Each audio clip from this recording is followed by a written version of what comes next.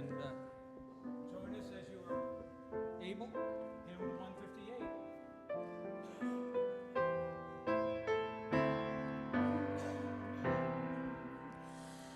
Praise the source of faith and learning that has sparked and stirred the mind with a passion for discerning how the world has been designed.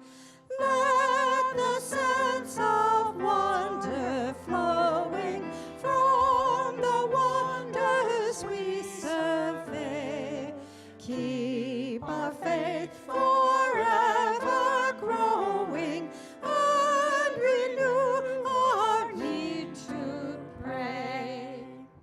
Source of wisdom, we acknowledge that our science and our art and the breadth of human knowledge only partial truth impart.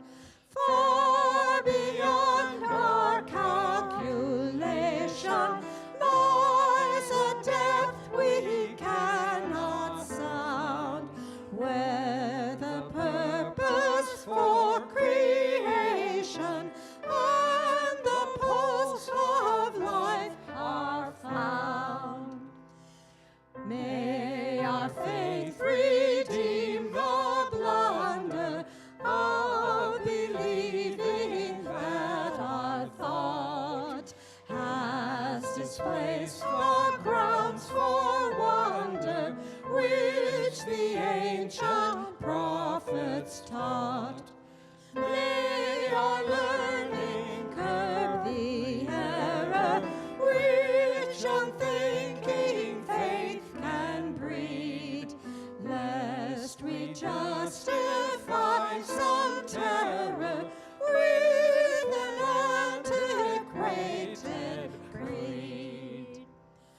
Praise for minds to probe the heavens, praise for strength to breathe the air, praise for all that beauty leavens, praise for silence, music, prayer, praise for justice and compassion, and for strangers, neighbors, friends, praise for hearts and lips to fashion, praise for love that never ends.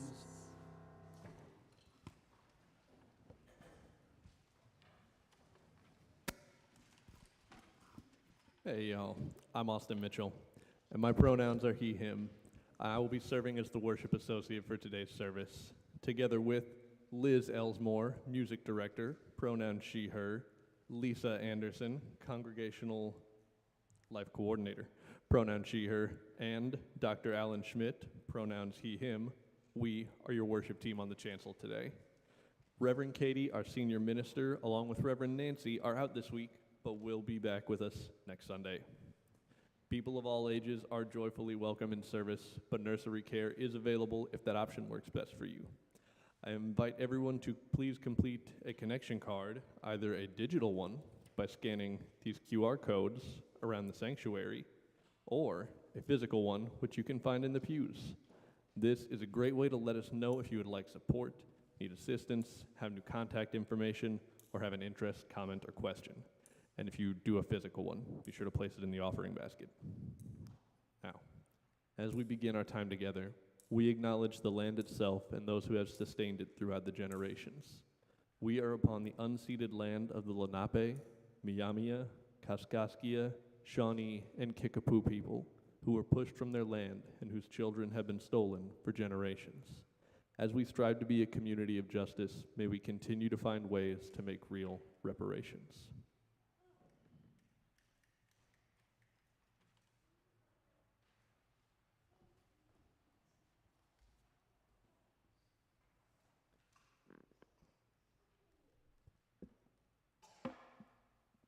Words of Rainer Maria Rilke. Have patience with everything unresolved in your heart, and try to love the questions themselves, as if they were locked rooms or books written in a very foreign language. Don't search for answers which could not be given to you now, because you would not be able to live them. And the point is to live everything. Live the questions now. Perhaps then, someday far in the future, you will gradually, without even noticing it, live your way into the answer.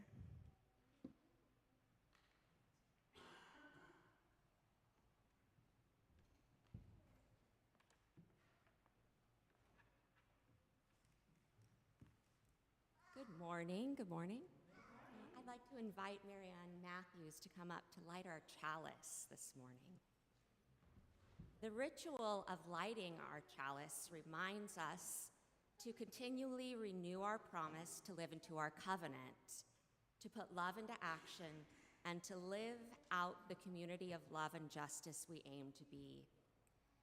Please rise in body or spirit as we share the words printed in our order of service in Spanish and English. If you are with us online today, please let us know in the chat where you are lighting your chalice from. El amor es el espíritu de esta iglesia, y el servicio es su ley.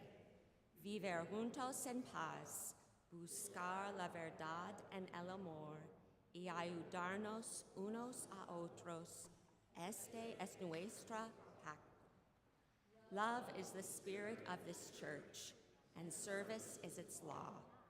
To dwell together in peace, to seek the truth in love, and to help one another. This is our covenant.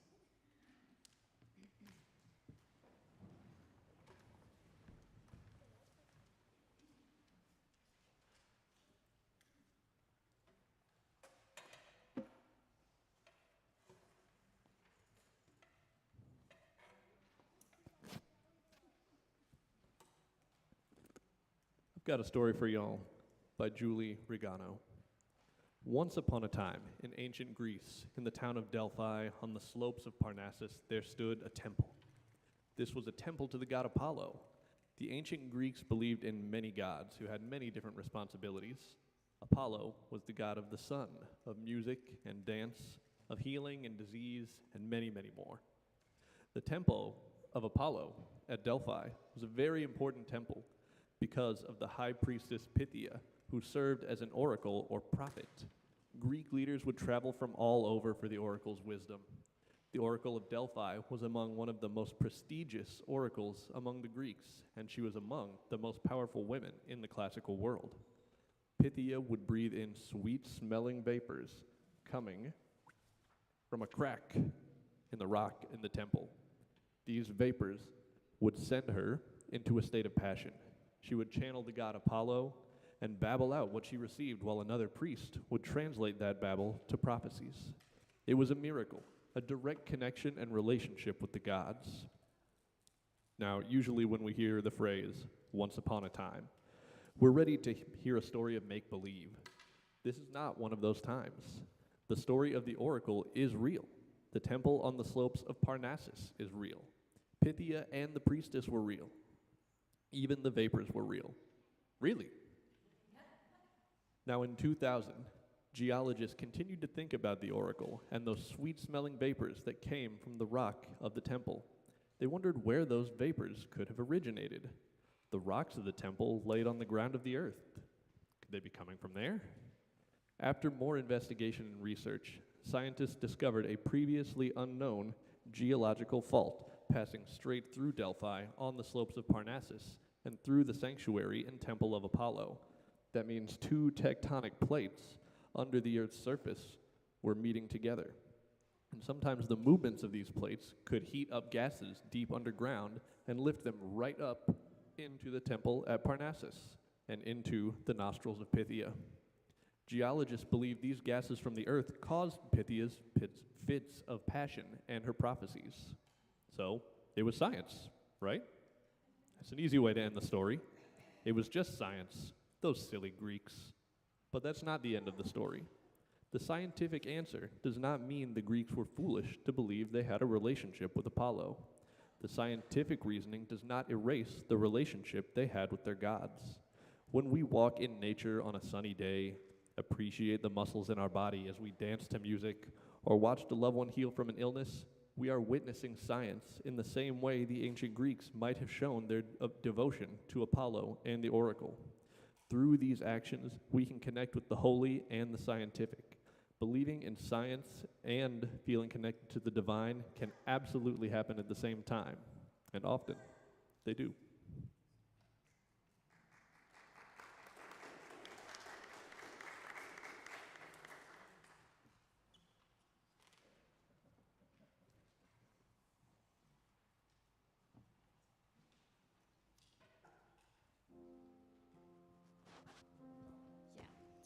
Yeah. So we're going to be, is this on? Okay. We will be singing number 1003 in the Teal hymnal. It might be easier for you to stay sitting for this one because we're going to do a little combination here. So we are going to sing the first line several times so we get that in our heads. So are we ready?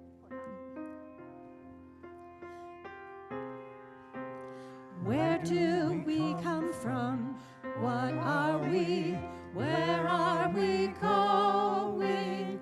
Where do we come from? What are we? Where are we going? Where do we come from? What are we? Where are we going? Where do we come from? What are we? Where are we going? That was beautiful. Thank you. And Now you we're can going to rise sing. as you're able. You can sing the third line. Ready? Mystery, mystery, life is a riddle and a mystery. Mystery, mystery, life is a riddle and a mystery. Mystery, mystery, life is a riddle and a mystery. Mystery, mystery, life is a riddle and a mystery. Now this is where it gets a little complicated. This side over here, we're going to sing the first line with Becky and me, and this side is going to sing the third line with Ron. And as we sing it, maybe you individualists can switch lines if you want to, as long as there's enough people on one or the other. All right. You could even sing lines 2 or 4 if you wish.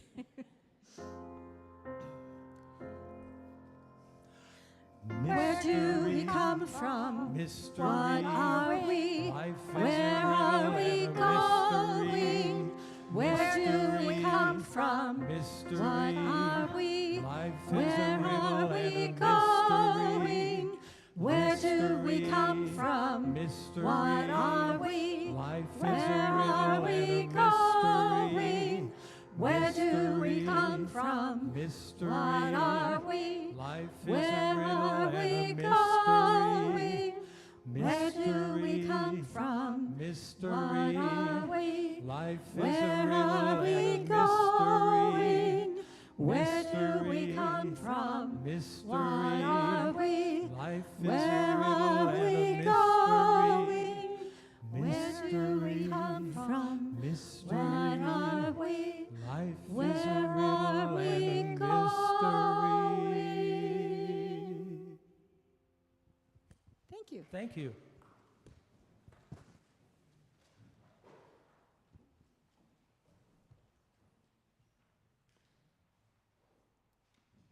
Please join me in taking a few moments to note that which is currently bringing joy or sorrow to our community.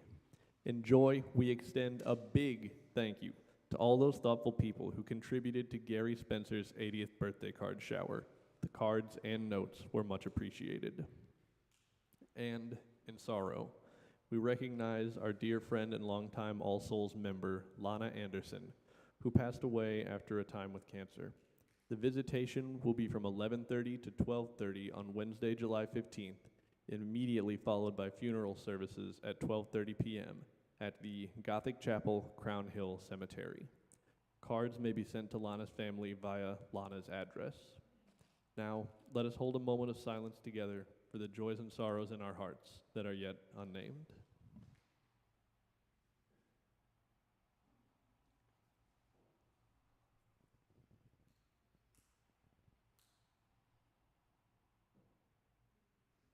Thank you.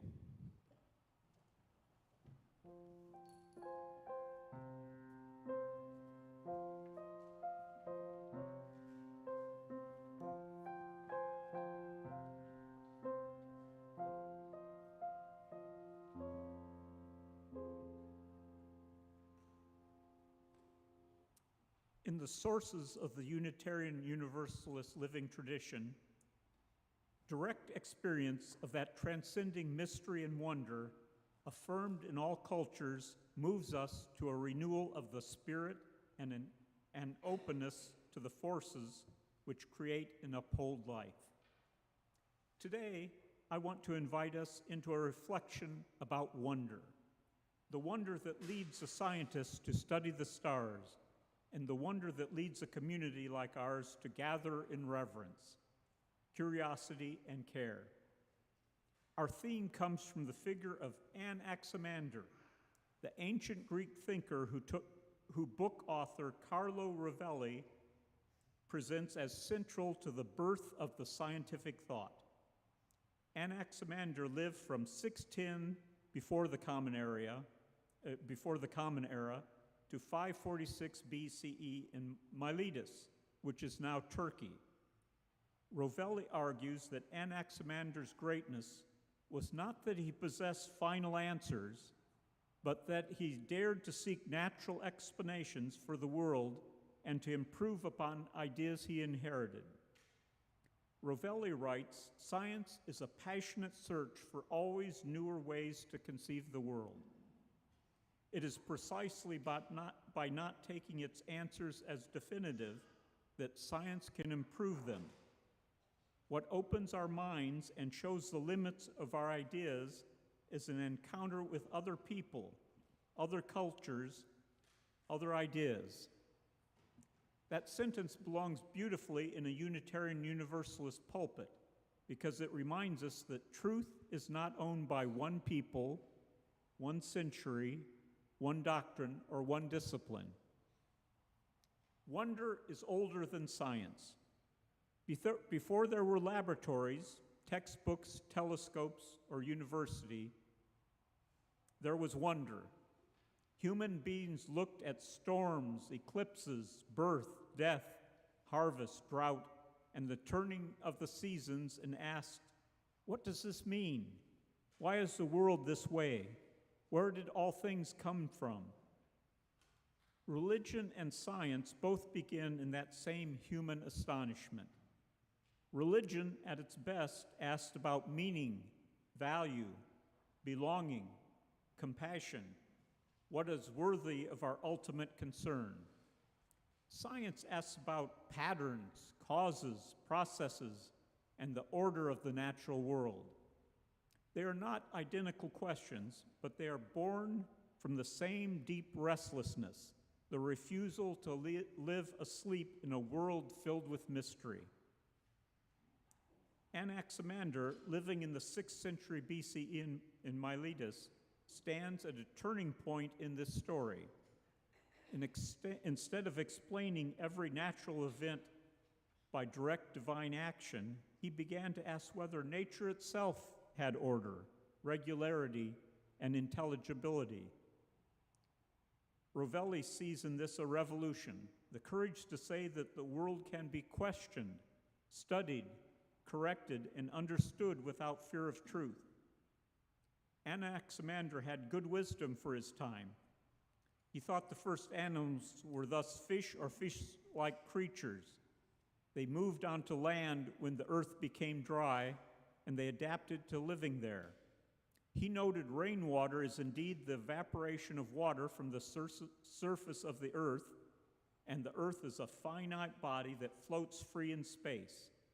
He set up a gnomon, a vertical rod that casts a shadow at Sparta, which he used to demonstrate the equinoxes and solstices, marking time and significant points in the solar year. Rovelli says of Anaximander, it is said that Anaximander of Miletus first opened the doors of nature. That image is powerful for us. A door opening, not closing, a path beginning, not ending, an invitation to step beyond inherited fear and into wider understanding. A free faith welcomes honest questions. Some religious traditions have treated questions as threats, but Unitarian Universalism has often understood questions as spiritual companions. We do not gather around a single creed that all must recite in the same way. We gather around covenant, conscience, mutual respect, and the free and responsible search for truth and meaning. Anaximander challenged inherited explanations. He proposed that the earth floats unsupported in space, that living things developed from earlier forms, and that natural events could be explained by natural causes. Not all his ideas were correct in modern terms, but his method mattered. He listened to those before him, questioned them respectfully, and sought a better account of reality. Rovelli also observes, Anaximander's legacy is still greater. He paved the way for physics, geography, meteorology, and biology. In other words, one person's willingness to question the old map helped make many new maps possible. There is a spiritual lesson here. Humility before truth means we do not confuse reality with our current explanation of reality. We can love our inherited stories, rituals, and symbols as they are without viewing them too rigidly. The more we discover depth, age, beauty, and complexity of the universe, the more we may be invited into awe. Not necessarily certainty, but awe. Not final possession of truth, but deeper participation in the search. Rovelli puts the matter sharply. Human beings often cling to their certainties for fear that their opinions will be proven false. He continues by reminding us that a certainty that cannot be called into question is not a certainty. For a free faith, that is not a threat, it is a liberation. And Rovelli adds a needed balance. Being aware that we may be wrong is different from claiming that it is senseless to speak of right and wrong. That matters in liberal religion. Openness is not emptiness. Humility is not indifference. Free faith still makes moral claims that cruelty is wrong, that dignity matters, that truthfulness matters, that the web of life calls for our care. Cultural purity may be invoked even today by some citizens, terrified by the arrival of peoples different from them. Each time that we open ourselves to diversity and ponder that which is different from us, we enlarge the richness and intelligence of humanity. Science describes the world, faith discerns our place within it. Science is a disciplined way of asking how things happen. It observes, tests, revises, and remains open to correction. Science is a passionate search for always newer ways to conceive the world. Rovelli emphasizes that the power of scientific thought lies in its willingness to admit uncertainty and redraw the map of reality. This is not a weakness, it is one of science's greatest strengths. Science continues to explore and propose new worldviews that slowly but surely are filtered by experience and criticism. The best paths are the ones that survive. In Rovelli's words, scientific answers are not definitive. They are, almost by definition, the best ones that we have at any given time. And elsewhere, he describes science as the human adventure of accepting uncertainty, a phrase that brings science very close to the spiritual life of humility, courage, and openness. Ravelli writes elsewhere, the very foundation of science is to keep the door open to doubt. Doubt in this sense is not cynicism. It is hospitality toward reality. It is the discipline of letting the world correct us. Openness that was needed by Socrates, who was sentenced to death for the crime of fomenting irreverence for the local gods among youth. Faith in a Unitarian Universalist sense is not always belief in the same doctrines. It may be trust in the possibility of meaning, trust in the practice of compassion, trust in the gathered community, trust that conscience matters, trust that love is stronger when it is joined to justice. Faith asks why there is something rather than nothing, what kind of people we ought to become, how we should treat the neighbor and the stranger, and where hope can be found when knowledge alone cannot heal the human heart. Religious thought was the dominant form of thought in all ancient human cultures of which we have evidence. Ancient thinking is universally religious thinking.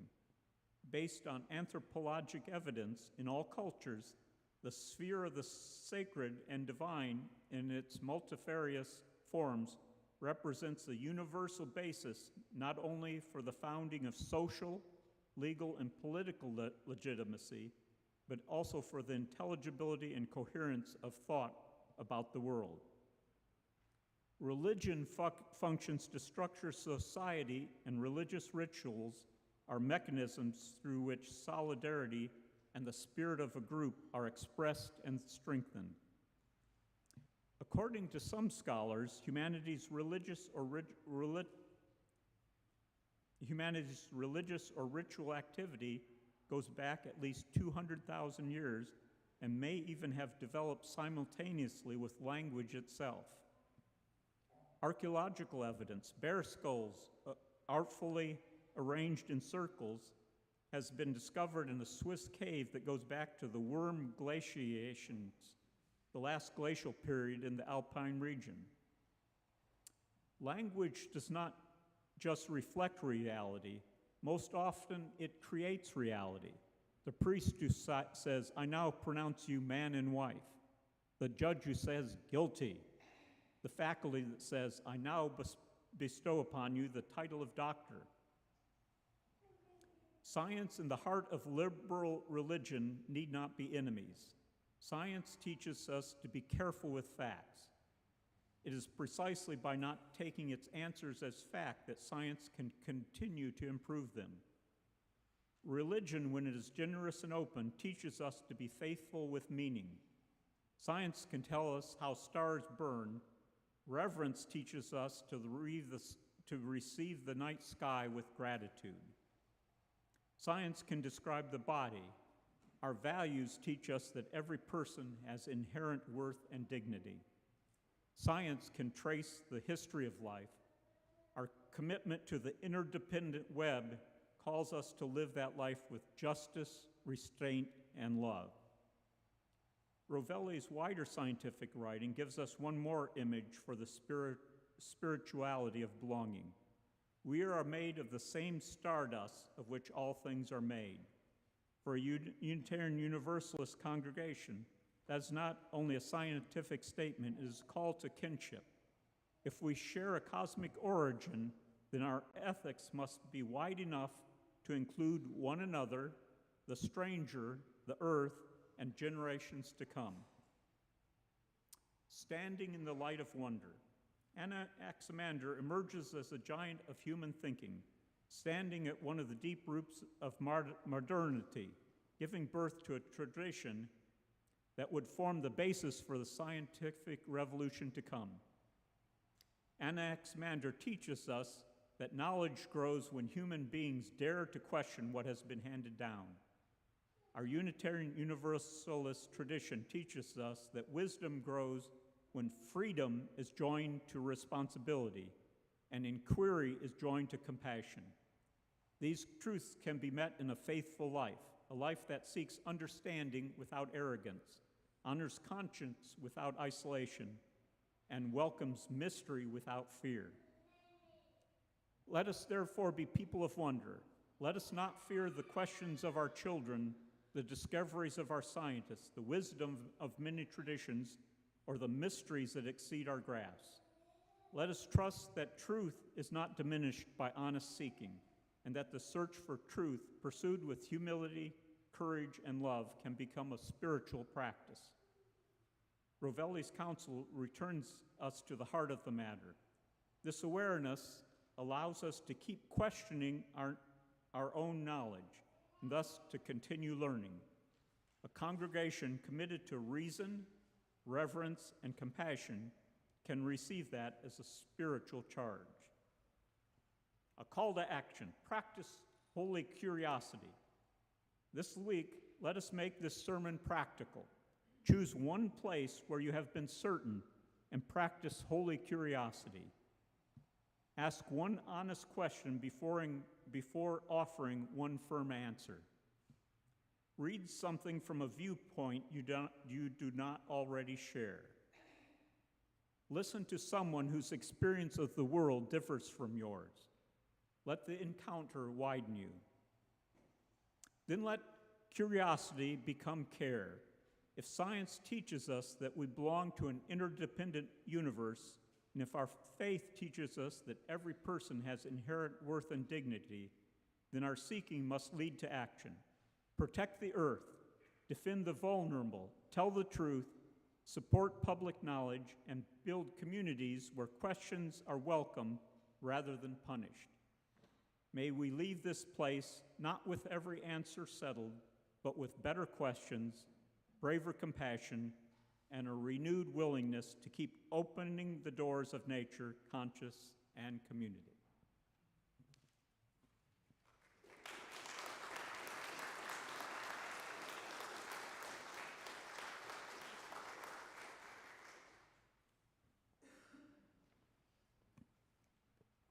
This week, we are sharing our offering plate with Freedom School. For several years, All Souls has been a sponsor and partner for Freedom School, which is a 6-week summer program for children that has proven to be highly effective at eliminating summer learning loss. Freedom School aligns with our UU values by helping children discover their inherent greatness and potential.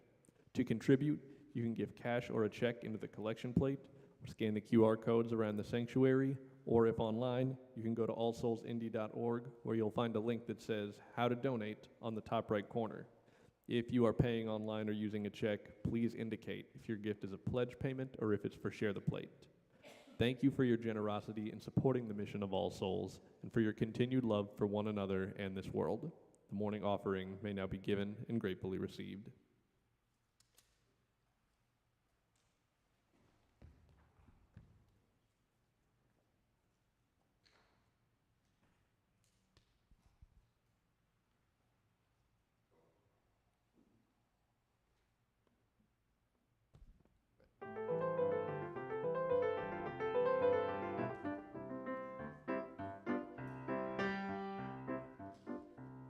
There's antimony, arsenic, aluminum, selenium, and hydrogen, and oxygen, and nitrogen, and rhenium, and nickel, neodymium, neptunium, germanium, and iron, americium, euthenium, uranium, europium, zirconium, lutetium, vanadium, and lanthanum, and osmium, and astatine, and radium, and golden protactinium, and indium, and gallium, and iodine, and thorium, and thulium, and thallium.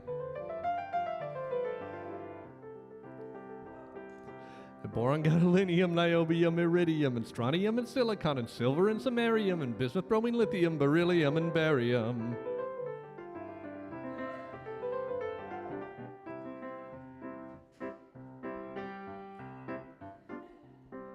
There's holmium, and helium, and hafnium, and erbium, and phosphorus, and francium, and fluorine, and terbium, and manganese, and mercury, molybdenum, magnesium, dysprosium, and scandium, and cerium, and cesium, and lead, praseodymium, and platinum, plutonium, palladium, promethium, potassium, polonium, and tantalum, technetium, titanium, tellurium, and cadmium, and calcium, and chromium, and curium.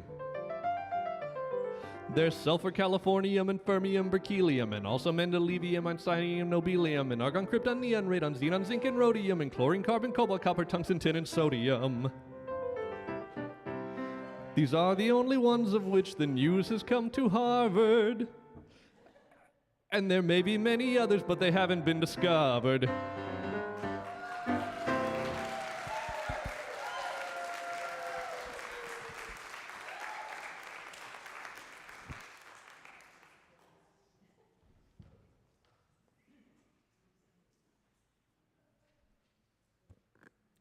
I want y'all to know that Liz did the hard part. I just said some words. I share with you the words of Stacey Elza. May your kindness abound like hydrogen, which fuels every star and is the most plentiful element in the universe. May your generosity refresh like oxygen, which burns in every candle flame and falls in every raindrop, and is exhaled in the great slow sigh of every forest. May your love endure like bismuth, which could radiate energy for 20 billion years and only be half depleted, but whose iridescent crystals are safe enough to hold. May your strength persist like carbon, which has enabled all life in our solar system and that has ever been known or will be known, from diplodocuses to dandelions, from blue-green algae to blue whales, and from the katydids that cling to the branches and cheer up through the night, to the kale that clings to life aboard the International Space Station and hurtles through the silent, endless night of outer space.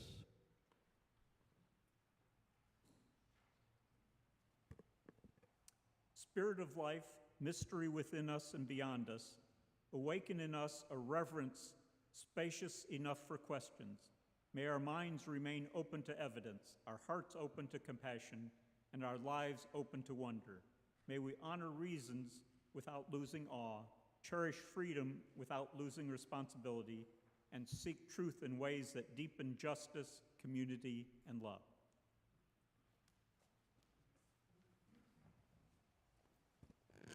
All right, before we go, it's time for announcements. You know you can't get away without them. We've got the Spare Change fundraiser going on. There'll be a change jar during coffee hour each Sunday for you to donate your spare change. Get rid of all that change rattling around in your pockets and help us make a dent in our budget deficit. We've also got the Euchre fundraiser next week. Join us for a fun day of cards on July 19th from 2 p.m. to 5 p.m. There is a suggested donation of $20 per person, but all are welcome to join. There's no prizes, cash or otherwise, except for bragging rights and pride of being the top euchre player. Tutors will be available to teach newbies how to play, and there will be refreshments such as soft drinks, snacks, sandwiches, and yummy desserts. We also have a fundraising opportunity with the Indiana State Fairgrounds. As a group, we can provide volunteers to assist with parking at the fair. In return, All Souls will get money based on the total hours that we volunteer. So with even just a few people, we could raise a lot of money for the church. Please find Nathan Walkowski after service for more info, and volunteers get it free admission to the state fair. Grow Early Learning, this is the last one, I promise. Grow Early Learning has invited us to an important and free training offered by the Catholic Legal Immigration Network, or CLINIC, held on July 24th from 2:30 p.m. to 4 p.m. In this webinar, CLINIC staff will unpack their new resource, the Parish Toolkit Supporting Immigrants in a Time of Need. This toolkit aims to provide immediate steps that religious groups can take to promote the safety and security of their members and to accompany and support immigrants who have a family member who is detained or threatened by deportation. It includes essential Know Your Rights information for immigrants, emergency preparedness planning resources, and accompaniment and educational resources for church staff and volunteers. Check out the newsletter In the Know to learn more and register. And now, stand as you are able, and we'll sing 1064 from the Teal hymnal, Blue Boat Home.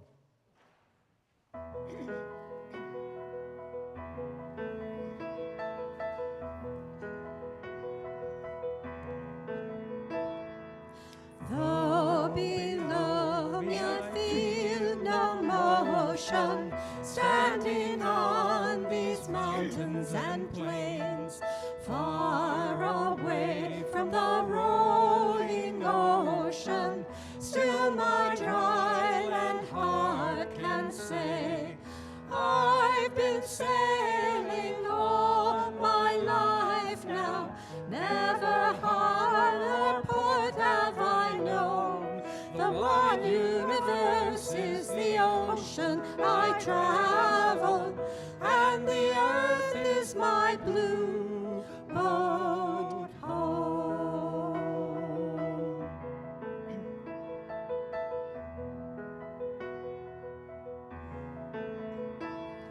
Sun, my sail, and moon, my rudder, as I ply the starry sea, leaning over the edge in wonder, casting questions into the deep, drifting here with my ship's companions, all we kindred pilgrim souls, making our way by the lights of the heavens in our beautiful blue boat home.